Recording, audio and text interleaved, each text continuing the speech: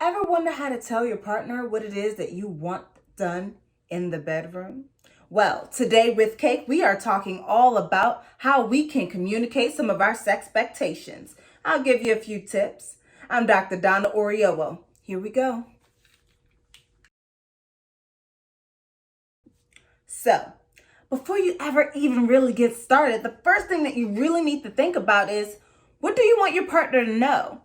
Now, I know that this one seems obvious, but this is actually where a lot of people get lost. We aren't actually sure ourselves. So for me, this is an intent versus impact sort of conversation. What intention are you bringing and what impact are you hoping to have? Knowing this allows you to communicate clearly with the thing that you're wanting, whether it's, can you please do the dishes, or can you please lick me right here? Either way, it starts with first knowing what you want them to know. So, I may have mentioned something about intention. Now, if your intention is to have some pleasure, then there's other work in there that you must do.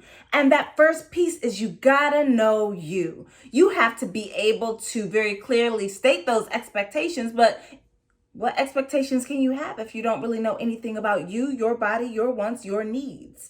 So to that end, I'm talking about how do we know our bodies? And that may be through masturbating in different settings. So on your back, on your stomach, in your bedroom, in the living room, with the lights on, with the lights off. Try it out in a bunch of different ways and learn all the things that sort of bring you pleasure. But we don't just limit it there. We're also talking about outside of the bedroom, because if you're living a sensuous life, as my friend Goody Howard would say, then you are truly living your best sexual life. So that means, how do you taste food? What food sort of puts you in that mood? So knowing us with what we eat, with what we see, with where we are, with what feels good on our skin, all of those things help us to live a more sensuous life, which also helps us to do a little bit more of the work that we know we need to do in order for us to know us. So awesome. You know you, and now you're ready for part 3. And part 3 is research. I know, technically you already did all this research about yourself and what you like, but the research doesn't stop there, because what we like when we're alone and what we like when we're partnered can change, which means that now is the time to grab your partner or partners and do some more research. Now, one of the things that you can do is a yes, no, maybe list. They are known by lots of names, but that's the name that I know it by. But basically, it is a tantalizing list of all the beautiful little sexual things that you could do with your partners. And you simply write, yes, you're willing to do, no, you're not willing to do, or maybe. Now, this allows you to explore and think about probably some new acts that you hadn't considered before, while also allowing your partner to do the same.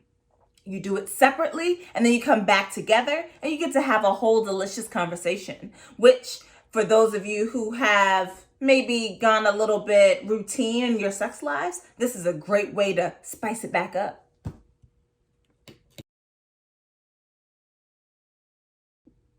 So at this point, you have figured out what intention and what impact you're hoping to have in the conversation. You have done some experimenting with yourself to figure out a little bit more about what you want. You've done additional research and had a conversation with your partner, but now is the time that we explore. Now, what does it mean to explore? In this sense, it is actually just exploring each other's bodies. Sans sex. I know, not fun. Whatever. The point is that you want to explore each other's bodies now. Now is the time to get into some sensual touch, to rub your hands on everywhere that you can rub and pay attention. What does your partner respond to? What sort of tickles them? What sort of delights them? What sort of gets them twitching in that oh so sexy way? This is your moment. Use those hands. Use random things that you find in your house. Feathers. I don't know how many people have feathers, but feathers, spatulas, anything that you've got. Now is the moment to go ahead and explore each other's bodies so that you have an idea of what your bodily limitations are. Here we go. So now you are ready to have sex. But here's the thing. You still need consent. I added it as a whole separate thing on its own because oftentimes we think that sometimes what could happen is we think that because we are with someone, we've always been with someone, that we know their minds. So we never say anything about like, hey, would you like to have sex with me? Or, oh, I would like to do this with you. You game? We don't say it. And this is the moment for you to pause and make sure that you get that affirming, enthusiastic consent, as in yes, not okay. You want them to be into it as much as you are. And that means getting that full, unadulterated, not sort of iffy, they are sober consent.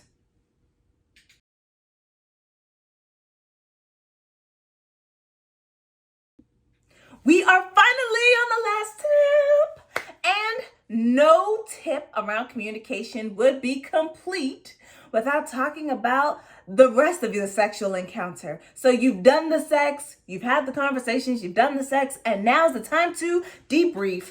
And in this debrief, what we're talking about is making sure that we are on the same page, because nothing sucks more than finding out that while it was awesome for them, it was only sort of okay for you. So in this space, you want to make sure that you are debriefing with them. I like to do this with a good scaling question. It's pretty simple. It's very easy. I'm going to teach it to you now because the therapist in me can't resist. So it's simply saying something along the lines of, on a scale of 1 to 10, how good was that for you? For me, it was an 8.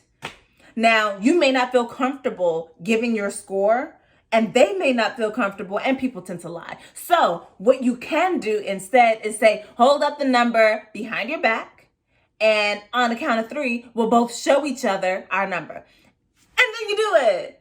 And then you both know, and then you're able to have a conversation. If they are not at a 10, you can ask them, what will help get it to an 8?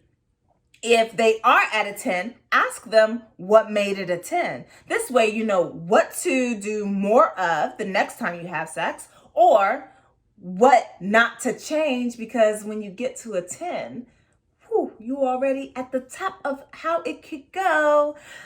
So those are your tips for having some bomb-ass communication, which can lead to some bomb-ass sex. Now, go forth, conquer.